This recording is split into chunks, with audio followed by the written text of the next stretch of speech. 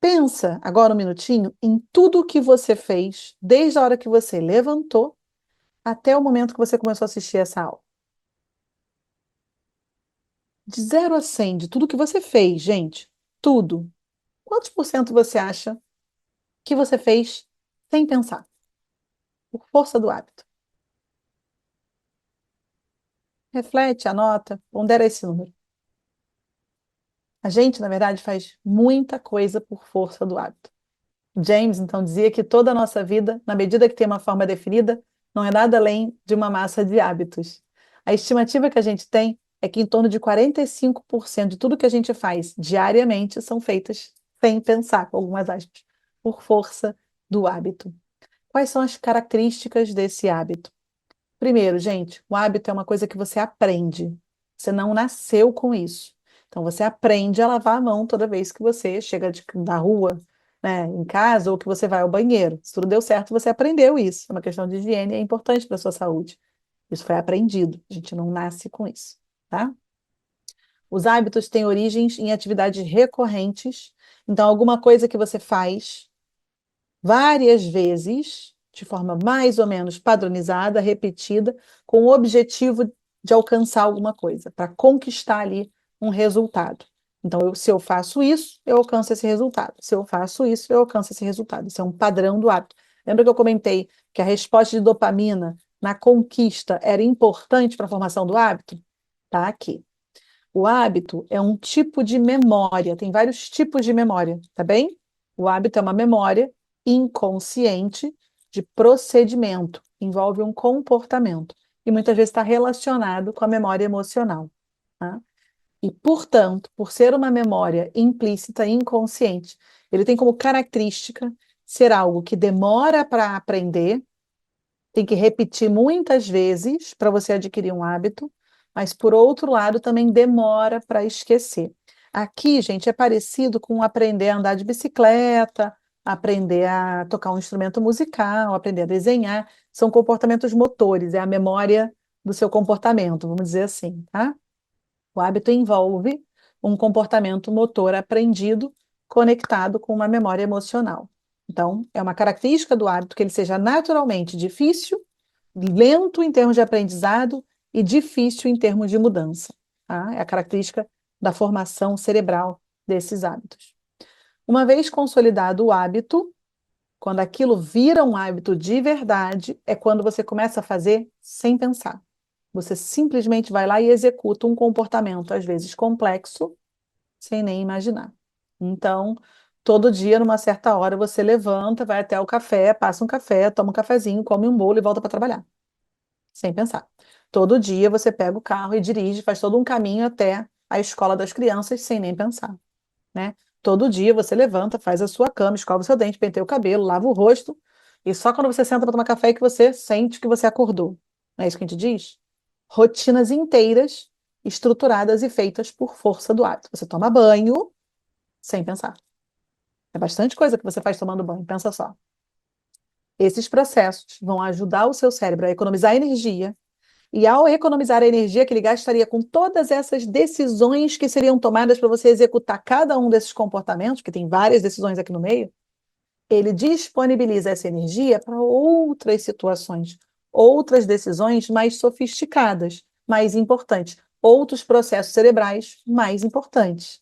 E é isso que permite a gente fazer outras coisas e não gastar toda a nossa energia sobrevivendo, digamos assim. Então, essas são algumas características importantes dos hábitos. E um outro ponto que a gente precisa ter sempre em mente é que os hábitos são, por definição, por natureza, uma interação entre o indivíduo e o ambiente. É nesse ambiente, quando algo acontece, que eu adoto esse comportamento. É no caminho para a escola, quando eu passo na padaria, que eu compro um pão, eu como um bolo. É na volta do trabalho, quando eu encerro meu expediente, que eu tomo uma cerveja. Todo dia eu faço isso. Então, tem alguma coisa naquele contexto, naquele ambiente, que ativa o circuito do hábito. Por que que isso vai ser importante, gente? Porque o hábito, ele tem uma conformação, uma característica. E a gente vai explicar isso olhando para uma lógica que é o loop do hábito. O hábito, então, ele depende de três elementos. Primeiro, o gatilho. Vou usar o desenho, tá? Gatilho ou trigger, se você ouvir em inglês a expressão, é aquilo que dispara, que ativa no seu cérebro o circuito do hábito. Cada hábito tem um circuito diferente, gera condutas diferentes, processos diferentes. Tem algo que ativa, dispara, deflagra aquele circuito. Quando isso acontece, você entra automaticamente numa rotina. Você faz coisas. Aqui é o comportamento. Controle motor. Aconteceu. Você foi lá e fez alguma coisa. Você foi lá e dirigiu. Você foi lá e comprou o pão e comeu. Você foi lá, tá? E comprou, tomou, pegou a sua cerveja, abriu a garrafa, botou no copo, serviu na sua caneca, aquela cerveja no final do dia. Sentou no sofá. Esse é o comportamento. Quando você tem esse comportamento, você tem a recompensa. Então, gatilho. Cheguei em casa do trabalho, cansaço. O cansaço pode ser um gatilho também. Rotina. Chego em casa, abro a geladeira, pego a garrafa de cerveja, abro a garrafa de cerveja, sirvo numa caneca que já estava gelada no freezer, guardo a cerveja, vou até o sofá, sento, ligo a televisão, bebo a minha cerveja. Agora é a recompensa. O prazer de estar sentado no sofá, tomando uma cerveja gelada no final de um dia difícil, e você faz isso todos os dias. Não é saudável, tá? Mas é isso que a gente faz. E é por isso que o docinho no final do dia, a bebida alcoólica no final do dia, a pizza no final do dia é muito comum. O gatilho costuma ser esse e a gente coloca na rotina que um monte de coisa que traz recompensa rápida. O seu cérebro aprende, então, que essa recompensa vem a partir dessa rotina quando esse gatilho estava presente. Então, quando teve esse gatilho e você adotou esse comportamento, você teve essa recompensa. Ele fecha esse loop, esse circuito de aprendizado, e quando isso se repete, se repete, se repete, isso é automatizado. Para ficar mais claro para vocês o que está acontecendo, eu vou trazer uma referência que é um desenho do Poder do Hábito, que é o livro do Charlie Duhigg, que é bem legal, que vale a pena conhecer também, para quem não leu, eu recomendo, e que tem esse esquema, mas isso é usado também em vários estudos, em vários estudos acadêmicos de hábitos, vocês vão ver algo parecido. Esse desenho está bom para a gente trazer aqui na aula.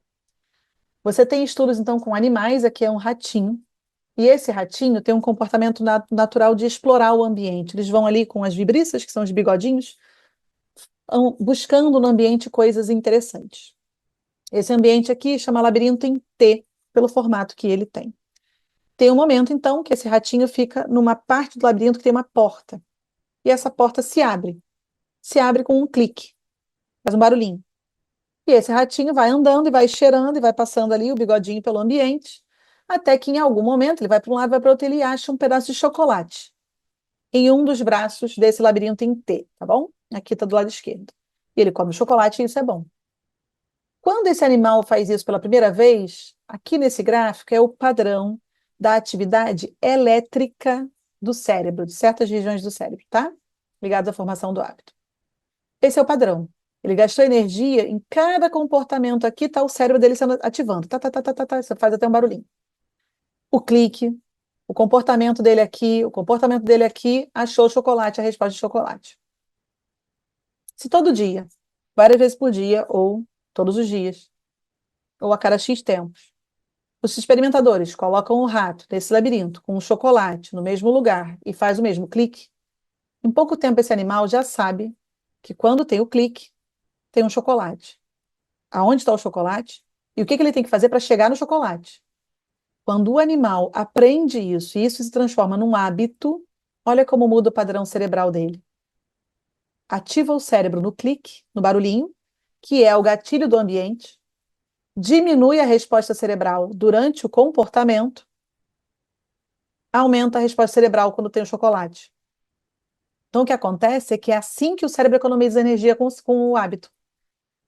A parte que deflagra, que ativa o cérebro, responde.